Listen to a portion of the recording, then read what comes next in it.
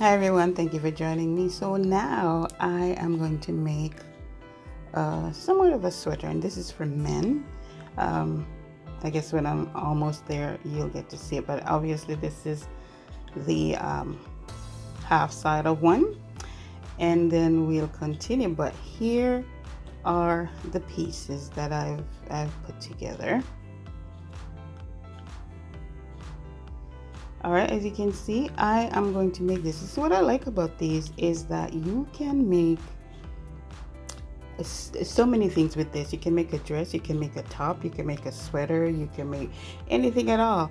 But all you have to do is learn how to make one, and then, hey, make as many as you like to do whatever you like. So what we're going to do is make this. We're going to do a tutorial on this, and then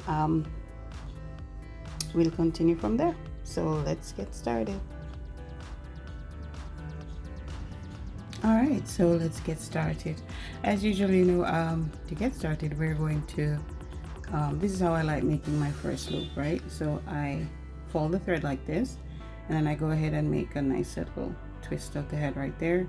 And where the thread crosses, you put your finger right there. So there's a loop right there. I know people have different methods of crocheting, but this is just my way. And what I'll do is I'll use the thread, I'll go between my fingers, and then what I have here is my loop. Now this is what I call the tail, so I'll pull that just a little bit just to make it smaller. Now I'm going to get my needle and insert my needle in. I'll go under the lead thread right there. I'll go under the lead, make sure the thread is under the hook, and I'll pull it through my loop. You can let it go, let it go, let it go, let it go, and there you have it. So you have created your first loop right there. All right, so I'm just going to pull on the lead here. Let's see, we can just pull on the lead here, just to make it a little smaller if you wish. Now go back ahead and put your thread between your fingers, my needle in my little loop, and I'm going to make 7 chains. I go under the lead, grab the lead and pull it through the first loop, under the lead, grab it, pull it through the second, under the lead, grab it, pull through the third, under, pull through 4, under, pull through 5, under, pull through 6, under, pull through 7. So I have 7 chains. Now what I'm going to do is I'm going to go back to the first chain we made right there. And we're going to slip the needle in like that. So now you have the 2 loops on the needle. We're going to go under the lead, see that, and pull through both. And you have your ring. So perfect, congratulations, you've made that very first ring. Now let's go ahead and we're going to do this first row right here. So let's go ahead and cover that. All right, let's go back again. So from here we are going to do 3 chains. 1, 2, under the lead, pull through 3. Okay, then we're going to go back under the lead, and we're going to go into the ring, under, grab the lead, go back under the ring. You have 3 loops on your needle, pull through 2, go back to the lead, pull through the last 2. Now you have 2 double stitches on your ring. All right, we're going to go back to the lead, grab a loop on there.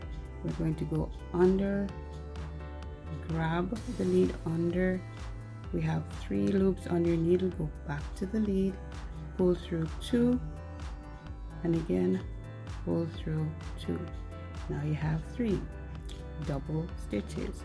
One more double stitch here. We grab a loop, we go under the ring right here, grab the lead under, again 3 on your needle, go back to the lead, pull through 2, go back to the lead, pull through 2.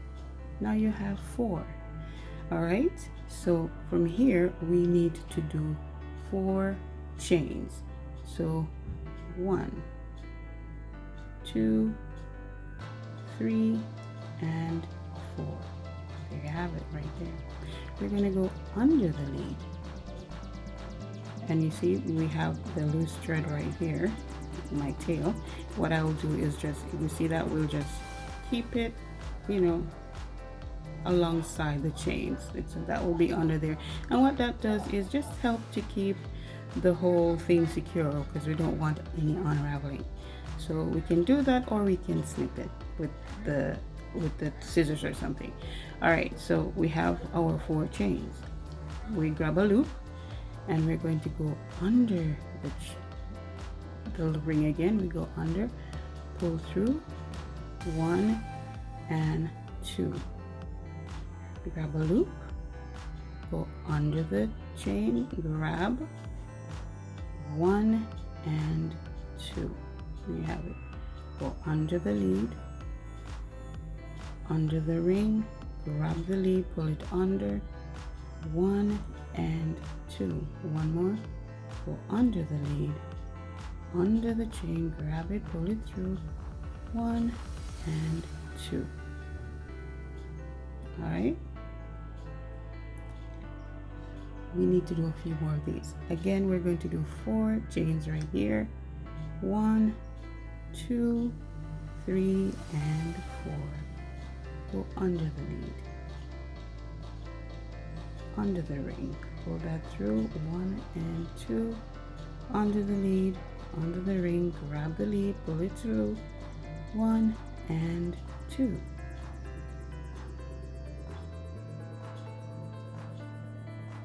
One more.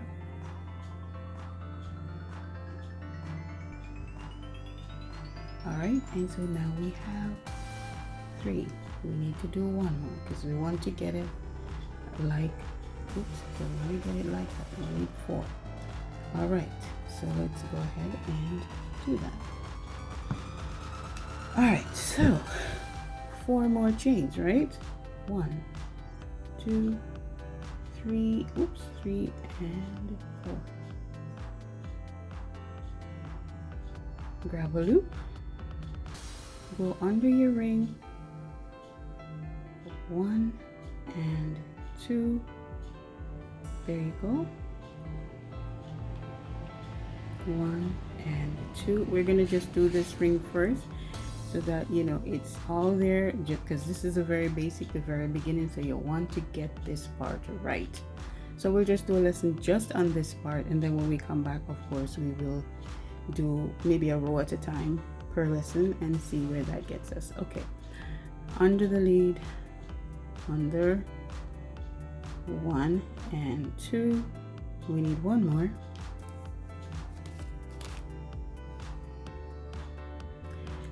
Under the lead, under your ring, grab the lead, pull it under, and 1 and 2. All right, we see how that is coming together. And if you guessed that we need to do 4 more chains, here we go.